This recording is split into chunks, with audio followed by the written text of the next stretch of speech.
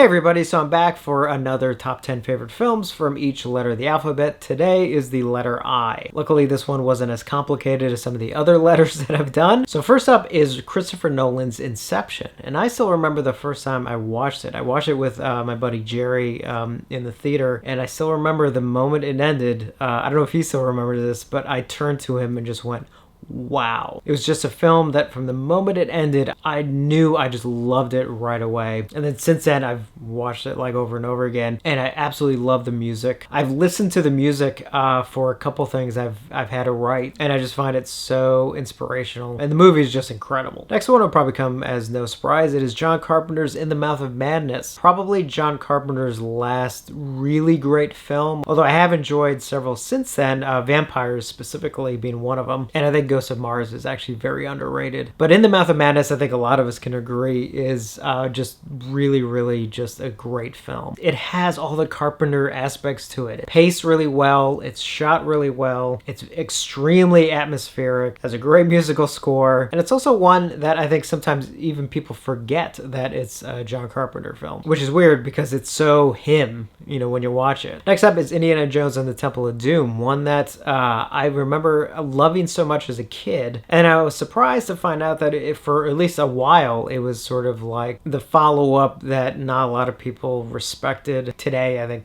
most people sort of really appreciate the film, but I was kind of surprised that at the time, like, yeah, it wasn't that at all. But I really love it. I will say Raiders is one of my favorite films, so I mean, the thing is, I don't compare it to Raiders. The thing is, I don't need it to be another Raiders. I like the fact that it is its own thing. Next up is Quentin Tarantino's Inglourious Basterds, and as I mentioned in I think it was the last video, that I'm just a huge Tarantino fan, and this is one that, much like Once Upon a Time in Hollywood, it's sort of a fantasy alternate take on actual history. And this one is obviously done in kind of a semi-similar way to a film like Dirty Dozen or something along those lines. And even though it does have Tarantino's sort of signature aspects to it, I think it was also one that, at least in my opinion, Tarantino sort of tried something a little bit different, where I kind of felt like he kind of grew a bit with it. Next up is Joe Dante's Innerspace, one film I find so entertaining, and it's one of those ones that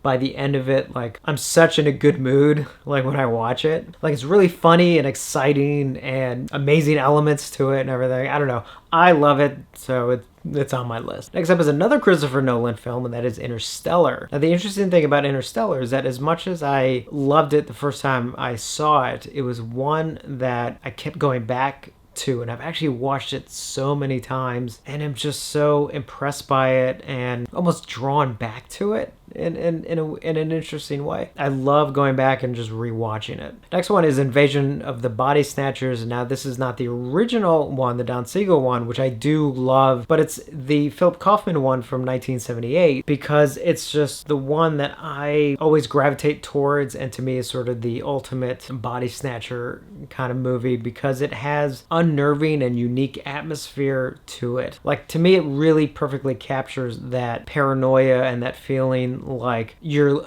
alone in a crowded city, you know, and just all the performances are great, and the special effects are great.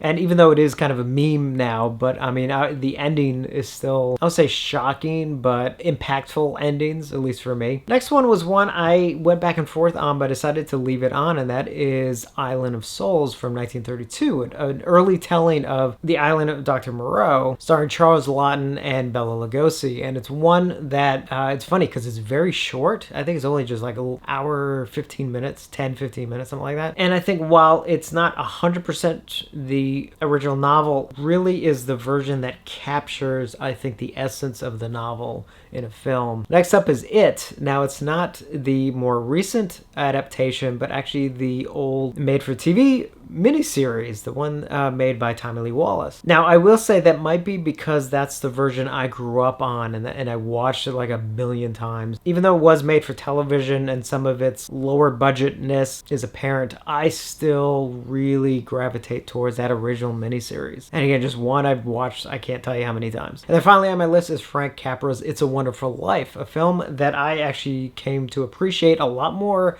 as I've gotten older and sort of lived life more. I think the first time I saw it, I was maybe 11 or something, and I never really kind of got it. But it wasn't until I got a little bit older where I started to appreciate and the full meaning of all that happens there. It's definitely one that, not to repeat myself, but definitely one that you appreciate as you live life more. So those are my 10 picks for the letter I. Stay tuned for the next one, will be the letter J. Now that one's a little bit harder. I'm still trying to actually get 10 for that one. But definitely let me know your picks for the letter I. I'm having a lot of fun reading the movies that you guys are picking. Some of them I'm like, oh man, I didn't even think of that one. And while other ones, it's kind of nice to see that like a lot of us have very similar feelings to a lot of movies. So I don't know, this is a lot of fun. And as always, thank you for watching, and I will see you on the next one.